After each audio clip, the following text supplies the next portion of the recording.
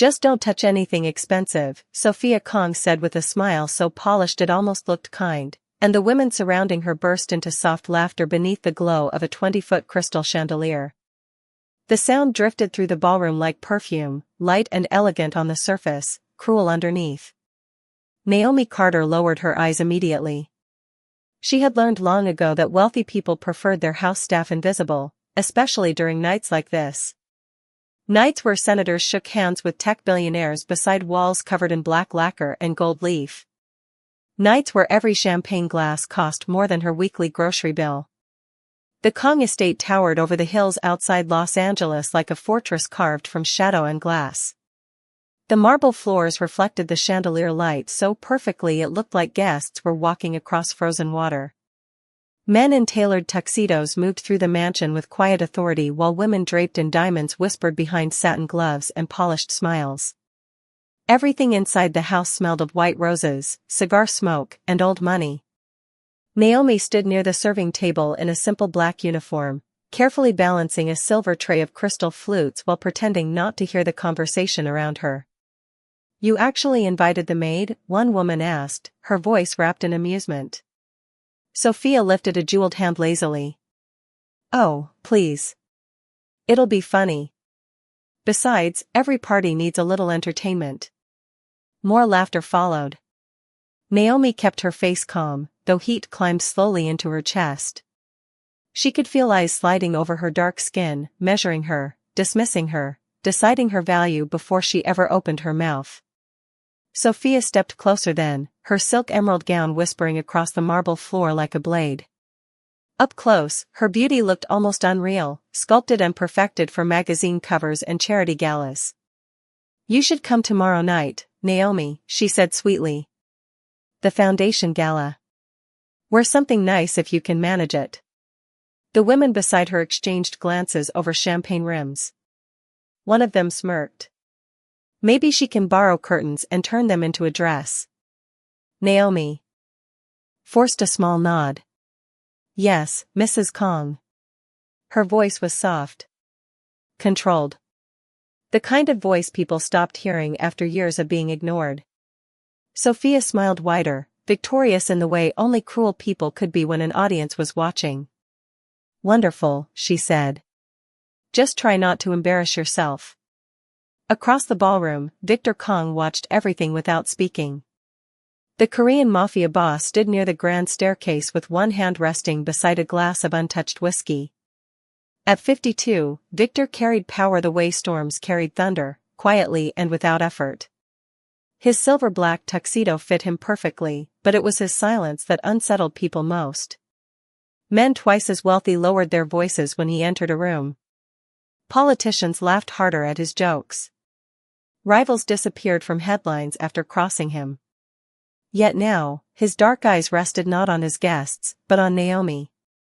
He noticed the way her fingers tightened slightly around the silver tray. He noticed the faint tremor she hid when the women laughed. Most of all, he noticed she never defended herself. Victor looked away slowly, jaw tightening almost invisibly. Above the ballroom, rain pressed softly against the giant glass windows overlooking the city lights below. Somewhere in the distance, thunder rolled over Los Angeles like a warning. And in the center of that glittering mansion, while the elite laughed at the Black Maid they believed was beneath them, none of them realized that by tomorrow night, the entire room would stop breathing the moment Naomi Carter walked through those doors. After midnight, the Kong estate became quieter, but somehow even colder. The laughter from the ballroom had faded into distant echoes drifting through marble hallways and towering glass corridors. Staff members moved silently through the mansion collecting crystal glasses and folded linen napkins while expensive jazz music still hummed softly from hidden speakers in the ceiling. Naomi Carter stood alone in the catering kitchen rinsing champagne flutes beneath warm water that smelled faintly of lemon soap and silver polish.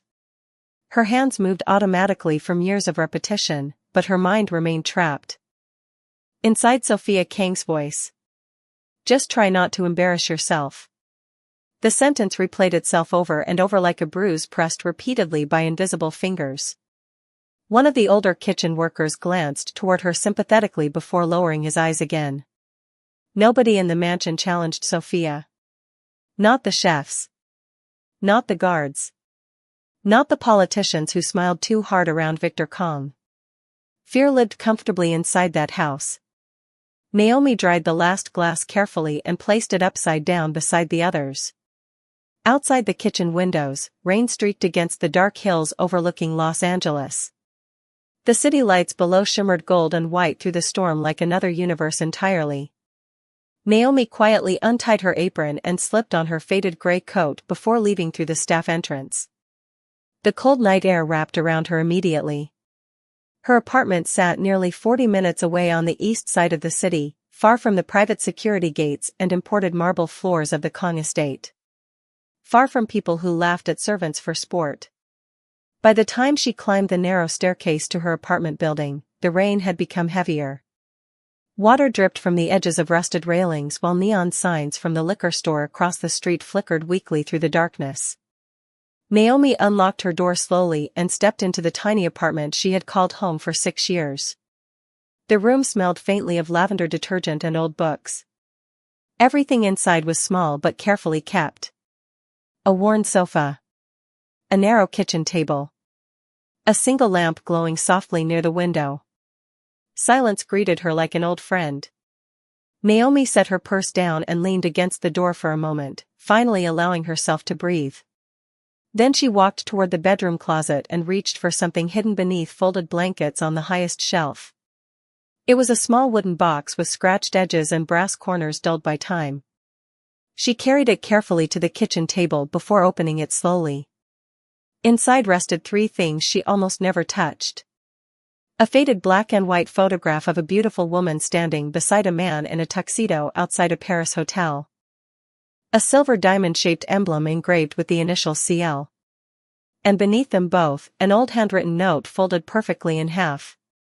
Naomi stared at the handwriting for a long moment before opening it again. The paper had softened with age. One day, wear it again. When the world finally sees you. Naomi closed her eyes briefly. Her mother's voice still lived inside those words even after all these years. Suddenly, headlights flashed across her apartment walls from the street below. Naomi looked toward the window, confused. Outside, 3 black luxury vehicles had stopped beside the building. Men in dark coats stepped out into the rain with umbrellas while neighbors peeked nervously through curtains nearby. Naomi's heartbeat slowed strangely instead of quickening. Deep down, she already knew this moment had finally arrived. Then came a knock at her door. Calm. Precise. Almost ceremonial. Naomi stared at the apartment door while the knocking echoed softly through the room again. Not aggressive. Not impatient. Whoever stood outside already expected the door to open. Rain slid down the windows behind her as she crossed the small apartment slowly, her socks nearly silent against the worn wooden floor. The moment she unlocked the door, 2 men in charcoal overcoats stepped aside in perfect synchronization. Between them stood an elderly white-haired man holding a long black garment case with both hands as carefully as someone carrying a sacred object. His posture remained elegant despite his age, and the scent of rainwater and expensive cologne drifted into the hallway around him. Miss Naomi Carter, he said gently, his French accent softened by age and years spent in America. Forgive the late hour. Naomi froze instantly. She recognized him before he even finished speaking. Laurent Duvera. One of the last living couture designers from the old European fashion houses. 20 years ago, his name had appeared beside royalty, film stars, and billionaires. Naomi remembered watching old interviews of him with her mother late at night when she was still a little girl. Back then, her mother used to smile at those magazines with a sadness Naomi never fully understood. My mother knew you, Naomi whispered carefully. Something flickered behind the old designer's eyes. Not surprise. Pain. Yes, he answered quietly. Celeste Laurent was once the most graceful woman I had ever dressed. The hallway suddenly felt too small for the silence that followed. Naomi stepped aside slowly, allowing them inside. The 2 bodyguards remained near the entrance while Laurent carried the garment case toward the kitchen table where the old wooden box still sat open beneath the lamp. The moment he saw the silver emblem resting beside the faded photograph, his expression softened completely. "You kept it," he murmured. Naomi nodded once. "It belonged to my mother." Laurent looked at her for a very long time then. Not the way wealthy people usually looked at her. Not dismissively. Not politely. He looked at her like someone searching for a face lost decades ago. "You have her eyes," he finally said. Outside, thunder rolled faintly across the city while rain tapped softly against the apartment windows. One of the bodyguards quietly placed a velvet box on the table beside the wooden chest before stepping away again. Laurent slowly opened the black garment case. Naomi stopped breathing for a moment. Inside rested a gown unlike anything she had ever seen in real life. Silver-black silk shimmered beneath the apartment light like liquid moonlight. Thousands of tiny hand-stitched crystals curved through the fabric in delicate patterns that resembled falling stars across a midnight sky. The dress did not look modern. It looked legendary. Like something preserved behind museum glass. "This gown," Laurent said softly, "was created for your mother 23 years ago in Paris." Naomi's eyes widened slightly. "My mother never wore anything like this." "No," he replied. "Because it disappeared before the gala where she was meant to debut it." His voice lowered carefully. "The same week she disappeared from high society entirely." Naomi stared at the gown while memories surfaced slowly through her mind. Her mother working late shifts. Her mother hiding old photographs. Her mother refusing to speak about the Laurent family whenever Naomi asked questions. "Why? Are you bringing this to me now?" she asked quietly. Laurent reached into his coat pocket and removed a cream-colored invitation embossed with gold lettering. "The Kong Foundation Annual Gala.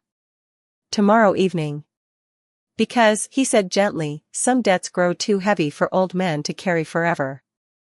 Then his eyes lifted toward Naomi again, calm and unwavering.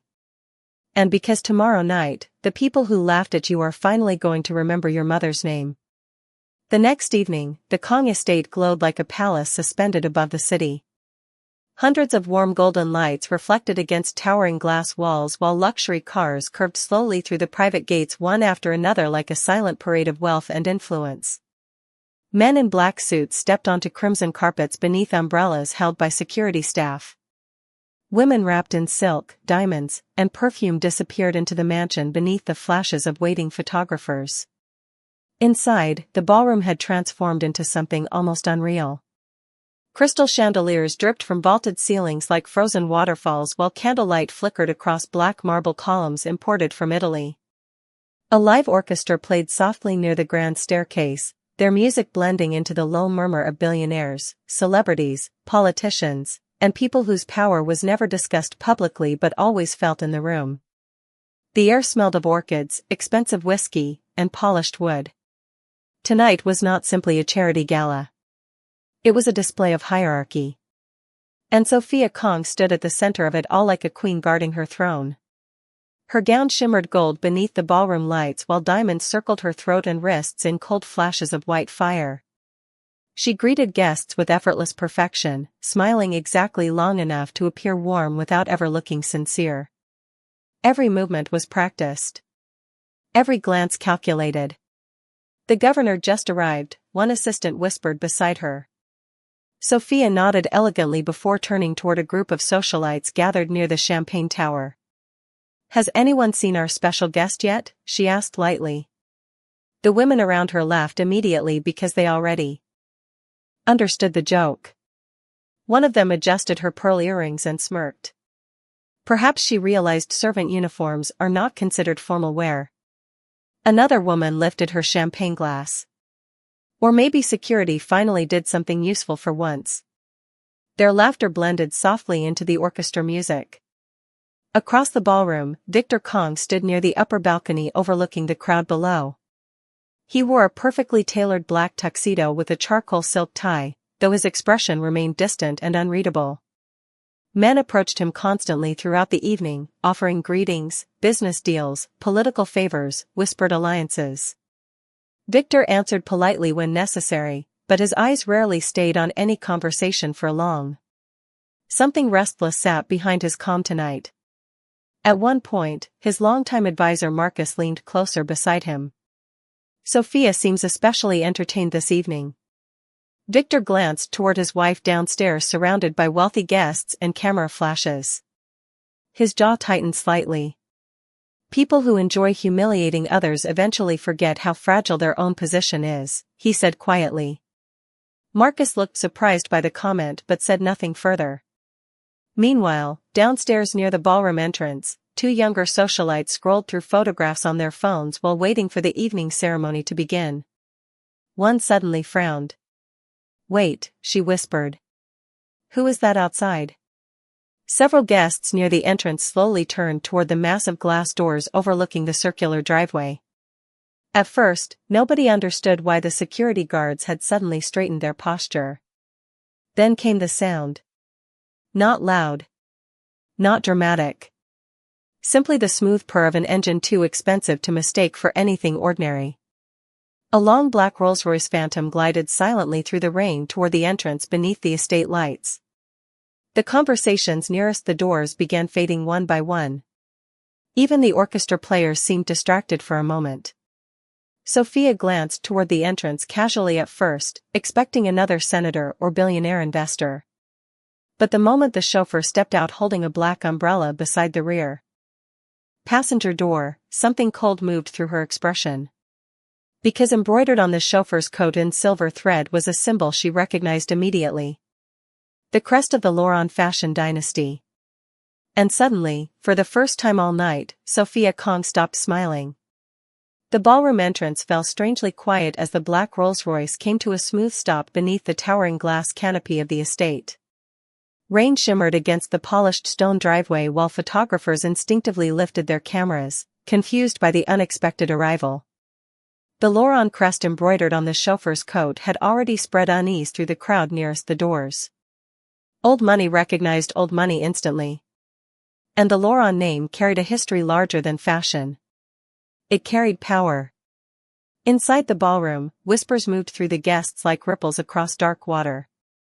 "The Laurents do not attend public events anymore. I heard the family vanished from society after Paris.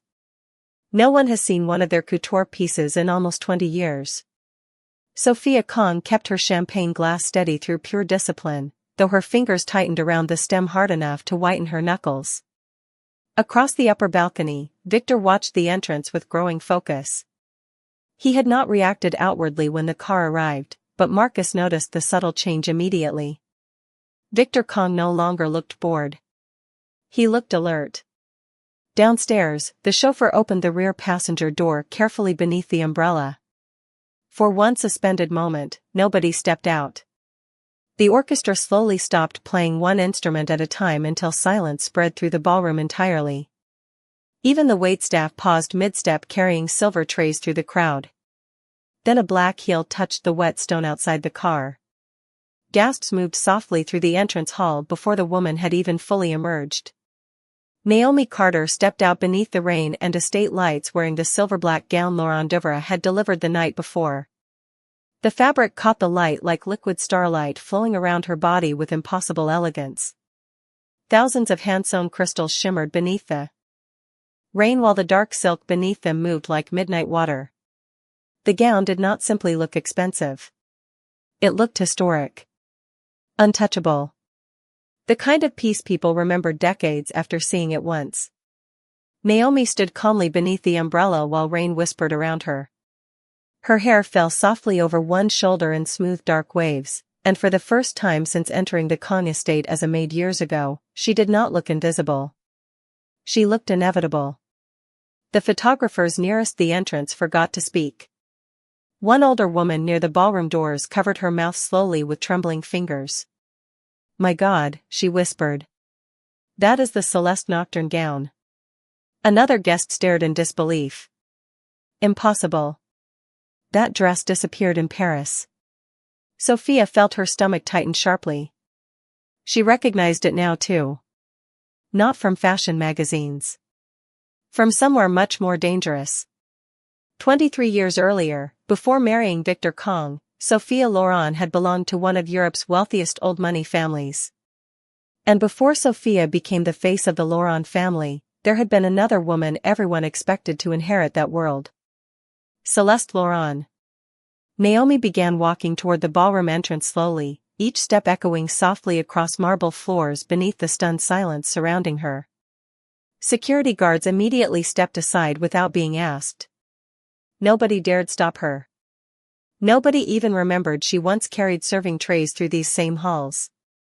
Upstairs, Victor set his untouched whiskey glass down carefully against the balcony railing. His dark eyes never left Naomi for a single second. Then something happened that Marcus had never witnessed in 15 years beside him. Victor Kong looked genuinely shaken. Not angry. Not confused.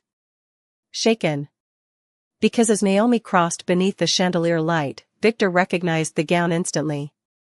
He remembered watching Celeste Loren wear sketches of that dress in Monaco decades ago while she laughed beside a balcony overlooking the sea. He remembered the silver embroidery. The midnight silk. The way she once said it would become the most famous dress Laurent Devere ever created. But Celeste had vanished before the gala where she was meant to wear it. Vanished along with every rumor, every photograph, every trace of scandal surrounding the Loren family afterward.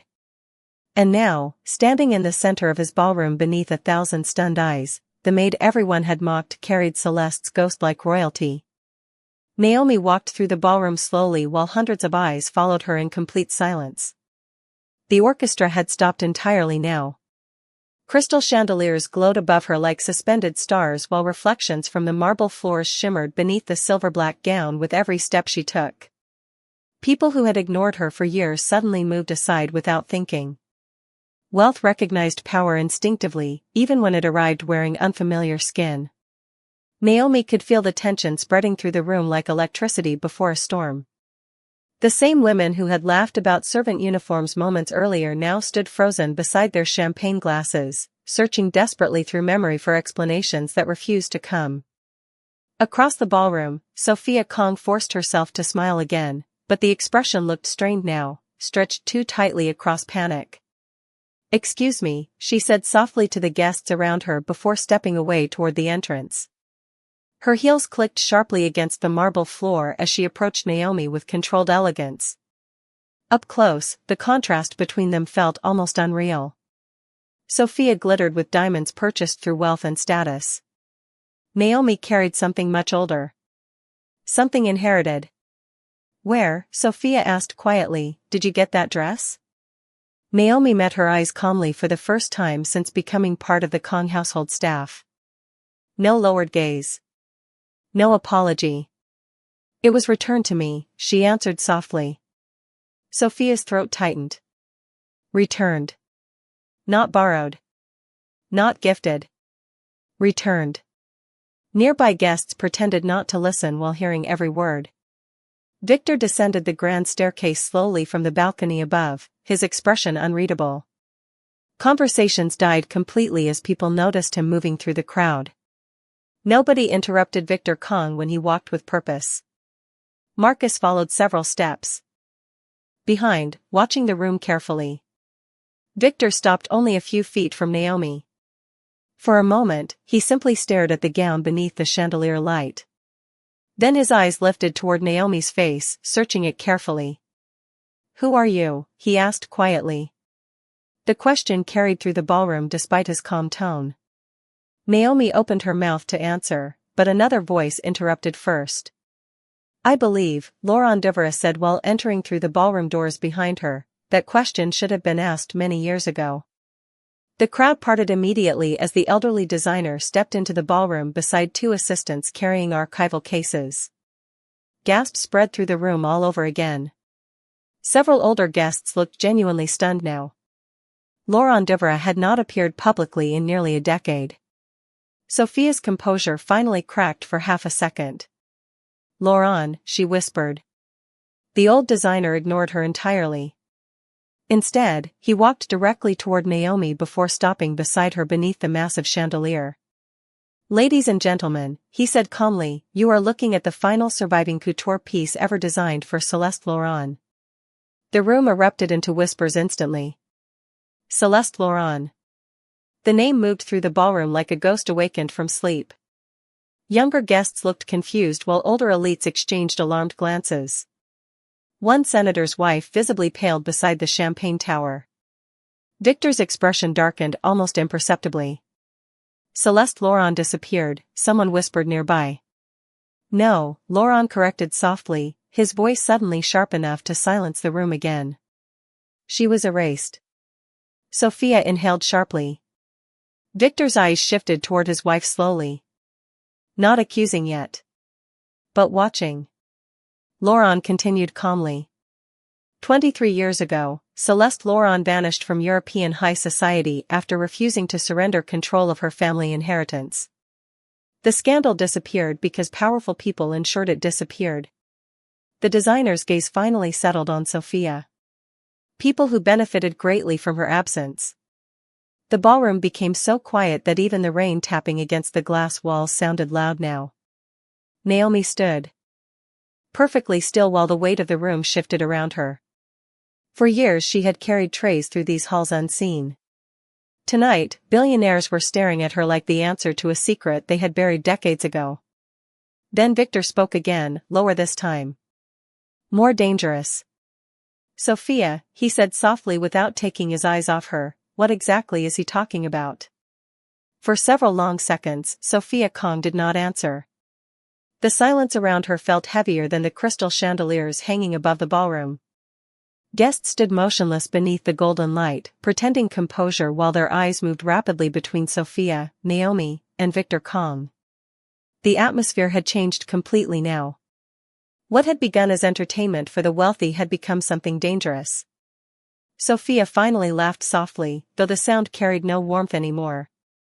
This is absurd, she said smoothly. Laurent, you arrive uninvited after 20 years and expect everyone here to believe some dramatic fairy tale? Her voice remained polished, but Victor noticed something others missed. Fear. Tiny. Carefully hidden. But there. Laurent Devere folded his hands calmly over the silver cane resting before him. You always were talented at controlling narratives, Sophia, he replied gently. Even as a young woman. Sophia's expression hardened almost invisibly. You should leave before you embarrass yourself. No, Laurent answered quietly. I believe that role belongs to someone else tonight. A few guests shifted uncomfortably at the sharpness beneath his calm tone. Victor remained still beside Naomi, his dark eyes fixed entirely on Sophia now. He remembered stories from years ago. Fragments of gossip from Monaco, Milan, Paris. The Laurent family had once controlled one of the largest luxury fashion empires in Europe before suddenly collapsing into scandal and silence. At the time, Victor had been building his own empire across Asia and the United States. He never cared much for fashion dynasties. But he remembered one thing clearly. Before Sophia Laurent entered his life, there had always been another name mentioned beside the Laurent fortune. Celeste. You told me Celeste abandoned the family, Victor said quietly. Sophia looked toward him immediately. She did. Did she? Laurent interrupted softly. He reached toward one of the archival cases carried by his assistants and removed a thin leather folder tied with black ribbon. Because I remember things differently. The room watched him carefully as he opened the folder and withdrew several aged photographs. He handed the first one directly to Victor. Victor's eyes narrowed slightly as he studied it. The photograph showed two young women standing beside an older couple outside a Paris hotel. One was unmistakably Sophia in her 20s, elegant even then. Beside her stood another woman with deep brown skin, luminous dark eyes, and soft black hair swept over one shoulder. Naomi inhaled sharply beside him. She had seen this face before every day growing up. Her mother. Celeste Laurent. She was adopted by the Laurent family as a child, Laurent explained quietly. And eventually named primary heir because she possessed what the board believed Sophia lacked. Sophia's jaw tightened. Enough. But Laurent continued calmly. Grace. Intelligence. Public affection.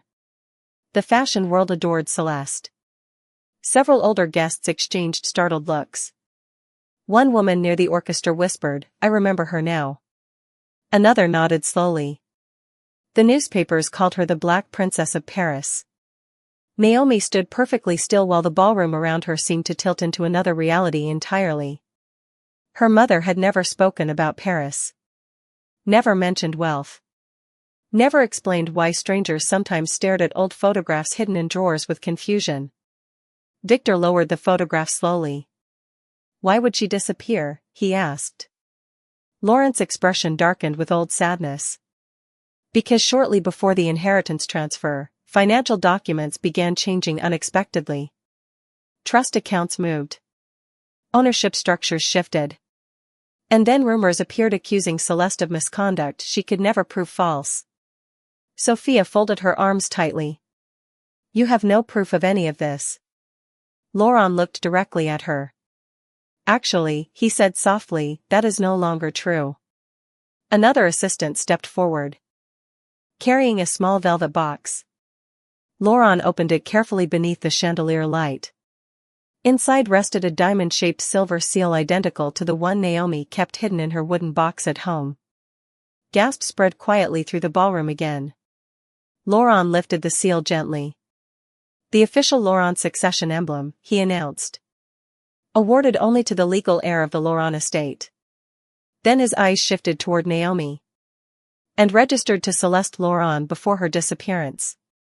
Victor slowly turned toward Sophia once more. This time, his expression no longer held curiosity. Only calculation. The ballroom no longer felt like a celebration. It felt like a courtroom wrapped in crystal and gold. Nobody touched their champagne now. Nobody smiled naturally anymore. The wealthy guests standing beneath the chandeliers had spent years mastering social performance, but even they could not hide the tension spreading through the room. Sophia Kong stood perfectly still near the center of the ballroom, though the carefully polished image she had built over decades was beginning to fracture beneath the weight of old secrets returning to life. Victor remained silent beside Naomi, his posture calm, but everyone around him understood the danger of that silence. Victor Kong was not a man who lost control publicly. That was precisely why people feared him. Across the room, Marcus noticed something else unsettling. Security guards loyal only to Victor had quietly repositioned themselves around the ballroom entrances without being instructed aloud. The atmosphere had shifted from gossip to strategy. Laurent Devereux closed the velvet box carefully before handing it back to his assistant. When Celeste disappeared, he continued softly, the succession records vanished with her. The Laurent board accepted the story that she had willingly abandoned her inheritance. Sophia folded her arms tighter. "Because she did." Laurent looked at her sadly. "No, Sophia. She fled because every door around her had been quietly closed." Naomi's heartbeat echoed inside her chest while she listened. Pieces of her childhood suddenly began rearranging themselves into painful clarity. The constant moving. The hidden photographs. Her mother refusing invitations from anyone wealthy. The fear that entered her eyes whenever Paris appeared on television. Naomi had spent years believing her mother simply disliked talking about the past. Now she understood something much darker lived there. Victor slowly glanced toward Naomi. "Your mother never told you any of this?" Naomi shook her head carefully. "She only told me that dignity matters more than money." Her voice remained soft, but in the complete silence of the ballroom, every word carried clearly. Several guests lowered their eyes uncomfortably. They remembered laughing at her only an hour earlier. Sophia exhaled sharply. "This is ridiculous. Even if Naomi is Celeste's daughter, none of this changes anything now." Laurent's expression became colder than before. "Actually, it changes everything." He nodded toward another assistant waiting near the entrance. The man stepped forward carrying a slim silver case. Inside rested several yellowed legal documents protected beneath glass sleeves. "Certified inheritance records," Laurent announced. "Recovered from a private archive in Geneva 6 months ago." Sophia's face drained slightly of color for the first time all evening. Victor noticed immediately. "You knew these existed," he said quietly. Sophia looked toward him fast. "Victor, listen to me carefully. These old accusations mean nothing. The Lauron Empire collapsed decades ago." "No," Lauron corrected softly. "It survived." Murmurs swept through the guests again. Several investors exchanged alarmed glances now. The Lauron fortune had once controlled luxury brands, private vineyards, jewelry houses, and billions in hidden European assets. If Naomi Carter truly stood connected to that inheritance, then the maid they mocked was wealthier than many people inside the ballroom combined. One older businessman whispered under his breath, "Dear God." Victor studied Sophia carefully now, not like a husband looking at his wife, but like a strategist examining missing pieces on a chessboard. "Did you know Naomi worked in this house before tonight?" he asked. Sophia hesitated 1 second too long. That was enough. Victor's eyes darkened. "You recognized her?" "Of course I did," Sophia snapped suddenly, her composure finally cracking. Several guests flinched at the sharpness in her voice. "Every time I looked at her, I saw Celeste staring back at me." The confession hung in the air like shattered glass. Naomi felt the room shift around her again. Sophia realized too late what she had admitted publicly. Victor's expression became unreadable in the most dangerous way possible. Then Naomi spoke quietly for the first time since entering the ballroom. "So you knew exactly who I was," she said. Sophia looked at her, breathing unevenly now. Naomi's dark eyes held no anger. Somehow, that made the moment even worse. "And you still invited me here to humiliate me in front of everyone." No one in the ballroom moved after Naomi spoke. Her voice had been calm, almost gentle, but the question struck harder than shouting ever could. The chandeliers above continued glowing warmly across polished marble and crystal glasses, yet the atmosphere beneath them had become painfully cold.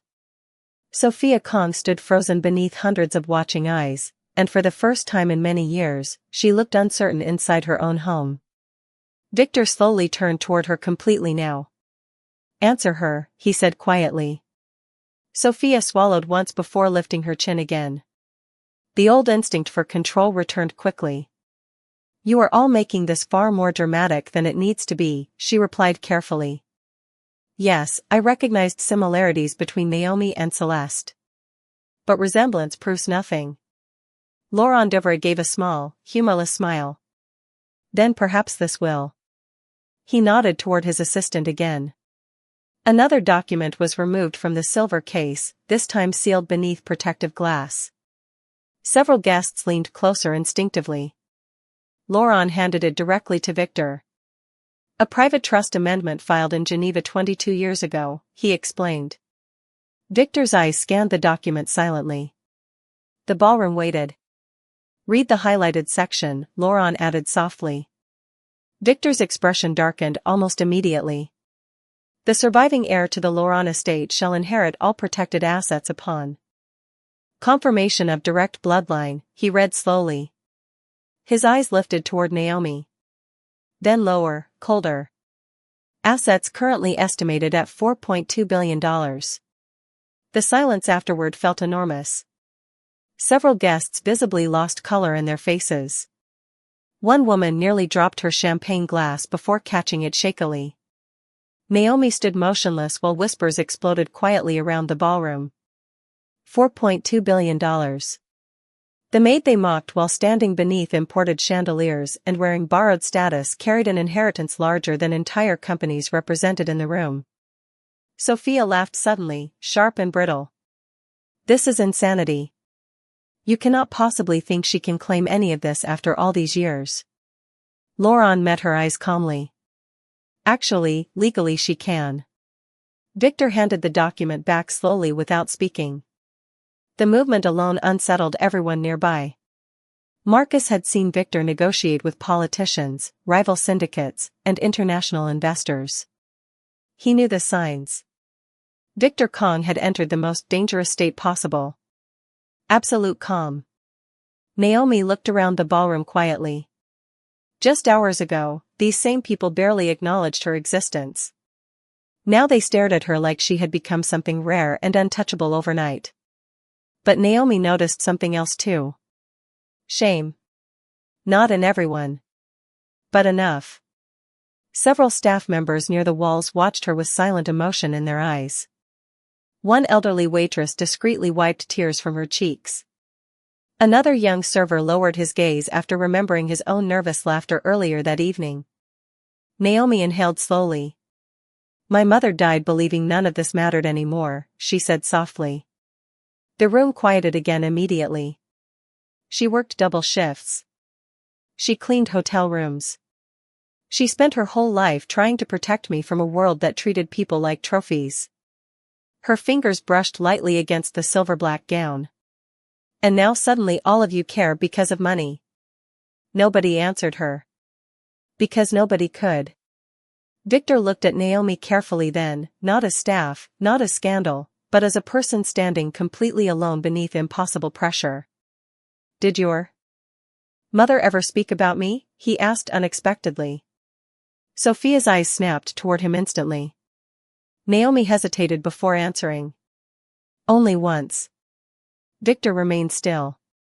"What did she say?" Naomi's dark eyes held his for a long moment. "She said there was once a man who looked at her like she mattered before powerful people convinced him she disappeared willingly." The words landed like quiet thunder inside the ballroom. Sophia's face tightened immediately. Victor's expression changed almost invisibly, but Marcus saw it. Regret. Real regret.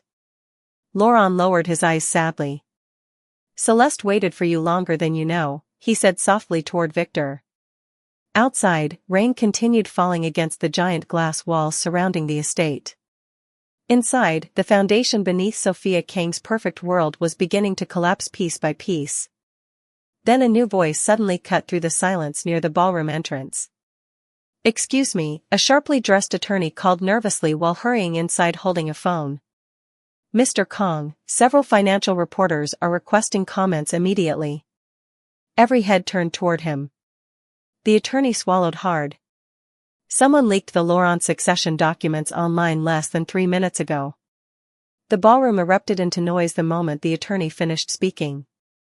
Guests reached for their phones almost simultaneously while whispers exploded beneath the chandeliers like sparks racing through dry paper. Screens illuminated faces across the room as headlines began appearing in real time. Lost Laurent heir found at Kong Gala. Secret succession documents surface after 22 years. Socialite Sophia Kong linked to historic fashion dynasty scandal. The charity gala had transformed into international news within minutes. Reporters outside the estate gates multiplied rapidly as camera flashes flickered through the rain beyond the towering glass walls. Somewhere near the orchestra, one guest quietly muttered, "This is going to destroy people." Sophia Kong stood completely still at the center of the storm she could no longer control. Her carefully built world had always depended on perception, reputation, power. But power only remained stable as long as nobody questioned the story. Tonight, the story was collapsing publicly in front of everyone who mattered. Victor slowly accepted the attorney's phone without taking his eyes off Sophia. He scanned several headlines silently before handing it back. His face revealed almost nothing, which frightened people far more than anger would have. "How widespread?" he asked calmly. "Every major financial outlet picked it up," the attorney answered nervously. "Paris, London, New York, Seoul." Marcus quietly stepped closer beside Victor. "Someone coordinated this release carefully." Laurent Devereux lowered his eyes. "Truth usually requires preparation." Sophia looked around the ballroom desperately for support, but something terrifying was happening. People were distancing themselves from her physically. Subtly. Instinctively. The same women who spent years orbiting her social influence now stepped backward one small movement at a time. Investors suddenly found other conversations. Politicians looked toward exits. Wealthy people understood scandal like sailors understood storms. They moved away before the damage reached them. Naomi noticed it too. An hour ago, Sophia Kong ruled this room effortlessly. Now she stood alone beneath the same chandeliers she once used to humiliate others. Victor finally looked toward Sophia again. "Did you know Celeste had a daughter before she died?" he asked quietly. Sophia hesitated. "Victor, answer me." The softness in his voice made the entire ballroom tense. Sophia inhaled shakily. "Yes." Several people nearby visibly reacted. Naomi felt her stomach tighten painfully. Sophia looked toward her slowly now, years of hidden resentment surfacing openly at last. "Your mother should never have returned to Paris after leaving," she said coldly. "She could have disappeared quietly and nobody would have cared." Laurent's expression darkened with heartbreak. Naomi stared at Sophia in disbelief. "You hated her that much?" Sophia laughed softly, but there was exhaustion in it now. "You want honesty? Fine." Everywhere Celeste went, people adored her. The press adored her. The board adored her. Even after everything she still walked into rooms and people chose her over me. Her eyes glistened beneath the ballroom lights. "Do you know what it feels like to spend your entire life standing beside someone everyone calls extraordinary?" Victor watched her silently. "So you punished her for it?" "No," Sophia snapped sharply. "I survived it." The room fell quiet again. Naomi looked at the woman who once mocked her for being invisible and suddenly understood something tragic beneath all the cruelty. Sophia had spent decades terrified of becoming invisible herself. Victor slowly removed the wedding band from his finger. The small movement seemed to suck the remaining air from the ballroom. Sophia's face lost all color. "Victor," he placed the ring calmly beside an untouched champagne glass on a nearby table.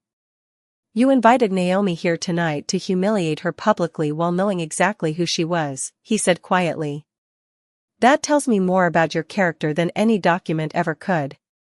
Around them, camera flashes outside the estate intensified against the rain-dark windows. Inside, nobody dared speak. Victor turned toward Naomi then. His expression softened for the first time all evening. Not with pity. With respect. "You should not be standing alone through this." Before Naomi could answer, Victor extended his arm toward her in front of the entire ballroom. A gesture so simple and dignified that somehow it carried more power than every diamond and title surrounding them. The ballroom remained silent as Naomi looked at Victor Kang's outstretched arm. Around them, crystal chandeliers shimmered softly above a room full of people suddenly uncertain where power truly belonged anymore. Naomi had spent years carrying trays through these halls while wealthy guests looked through her as if she were part of the furniture. Tonight, the most feared man in the room stood beside her publicly while everyone else watched in stunned silence. Naomi hesitated only briefly before placing her hand lightly against Victor's arm. The gesture itself was simple. But inside that ballroom, it felt seismic. Several guests immediately lowered their eyes. Others exchanged uneasy glances while whispers spread quietly through the edges of the crowd. Sophia stood frozen near the champagne tower watching the moment unfold like someone witnessing her own reflection disappear. Victor guided Naomi calmly toward the center of the ballroom beneath the grand chandelier where the orchestra had once been prepared to perform. Every movement he made remained controlled, elegant, deliberate. Yet everyone present understood exactly what was happening. Victor Kong had chosen a side without raising his voice once. Outside the estate gates, reporters continued gathering beneath the rain while camera flashes reflected across the giant glass walls surrounding the mansion. Inside, phones vibrated non-stop with breaking news alerts. Financial analysts discussed the Laurent succession online in real time while luxury media outlets circulated photographs of Naomi wearing the legendary Celeste nocturne gown. The same gown many believed had vanished forever. Laurent Devereux stepped forward beside them again, his silver cane tapping softly against the marble floor. "There is one final matter," he announced quietly. The room focused on him immediately. Laurent opened another archival folder slowly and removed a handwritten letter sealed in protective glass. Naomi's breath caught the moment she recognized the handwriting. Her mother's. Celeste left this with me shortly before she disappeared from Paris, Laurent explained. She instructed me to release it only if her daughter was ever found. Sophia closed her eyes briefly. Victor glanced toward her once before returning his attention to the letter. Laurent carefully opened the protective case and unfolded the aged paper beneath the chandelier light. Then he began reading aloud. If Naomi is hearing this one day, then it means the truth survived longer than fear. The ballroom remained perfectly still. My daughter, Laurent continued reading softly, if the world finally learns your name, promise me one thing. Do not become cruel just because cruelty was shown to you. Wealth fades. Beauty fades. Status changes with the season. But dignity remains long after power disappears. Naomi felt tears burning quietly behind her eyes while hearing her mother's voice through the words. Around the ballroom, several guests lowered their heads in visible shame. Even some of the staff standing along the walls wiped tears discreetly from their faces. Laurent continued. You will meet people who treat others as invisible because it makes them feel important. Forgive them if you can. Most of them are far lonelier than they appear. Sophia's composure shattered completely then. Tears filled her eyes despite every attempt to remain controlled. Because somewhere beneath years of jealousy, manipulation, and social ambition, she remembered the truth too. Celeste Laurent had never hated her. Not even at the end. Victor looked toward Sophia quietly. There was no triumph in his face. Only disappointment. The kind that cuts far deeper. Laurent folded the letter carefully once more before turning toward Naomi. Your mother wanted you to inherit more than money, he said softly. She wanted you to inherit her grace. Naomi stood beneath the chandelier light wearing a $4 million gown while billionaires, politicians, and social elites watched her with something none of them had offered her before. Respect. Real respect. Victor looked across the ballroom slowly at the guests who once laughed at her existence. Tonight's gala was intended to celebrate influence, he said calmly. Instead, it revealed character. Nobody dared speak.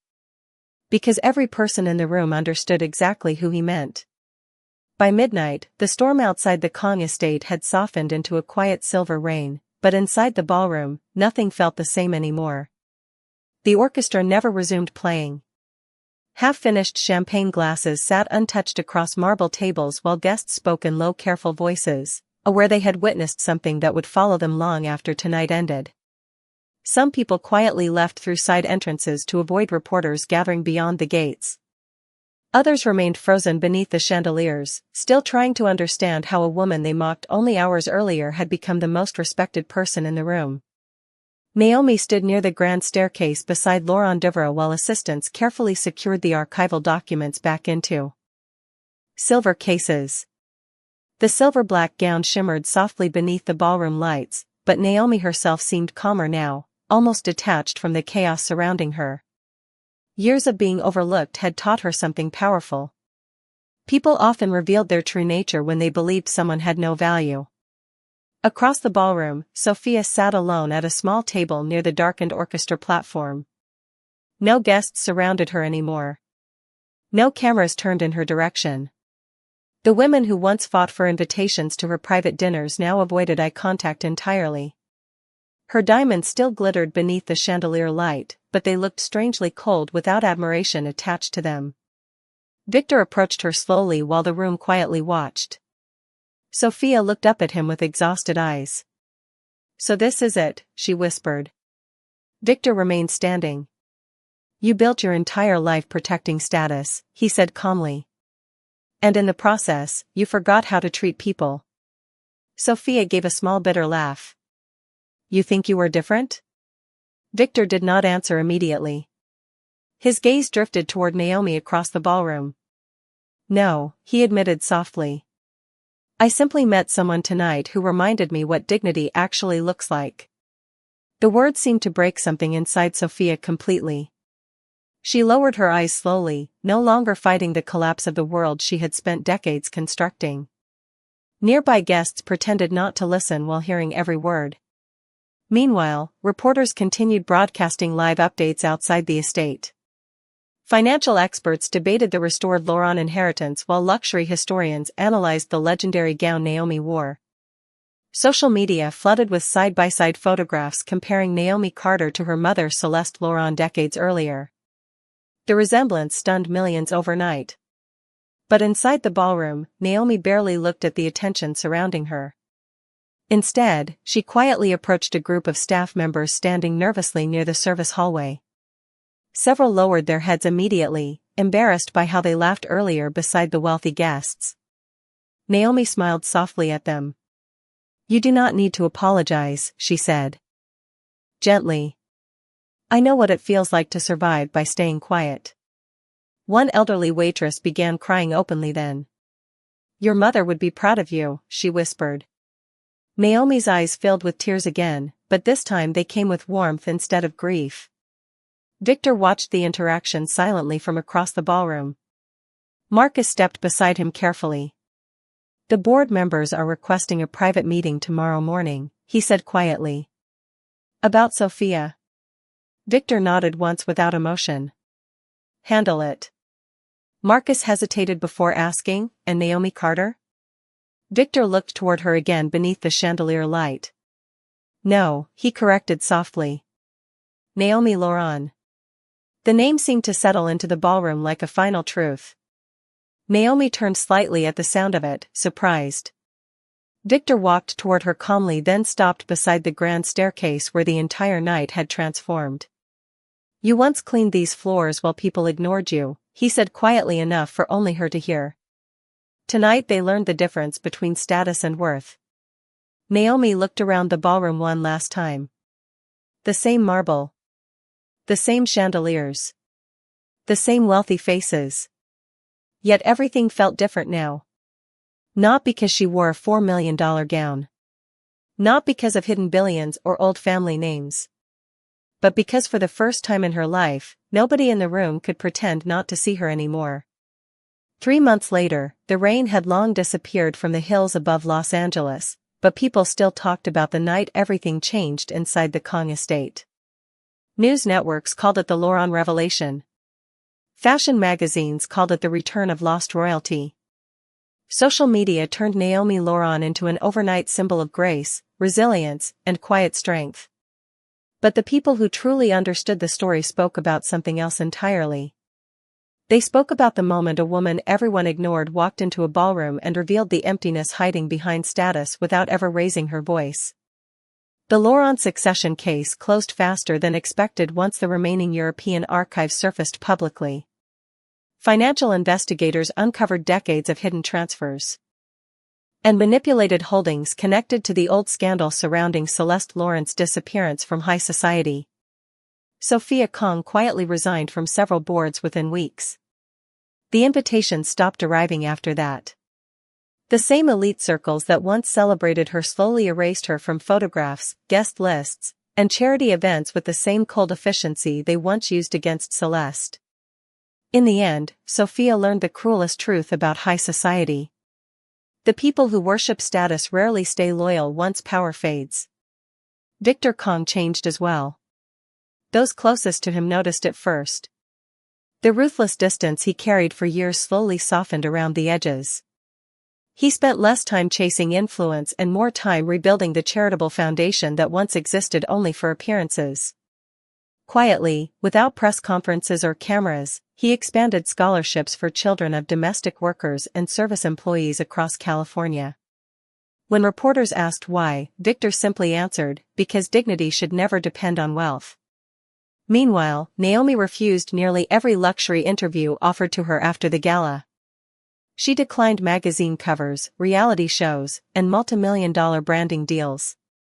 Instead, she used part of the restored Laurent inheritance to open the Celeste Foundation, a non-profit organization dedicated to supporting housekeepers, hotel workers, caretakers, and single mothers who spent their lives doing invisible labor while the world looked past them.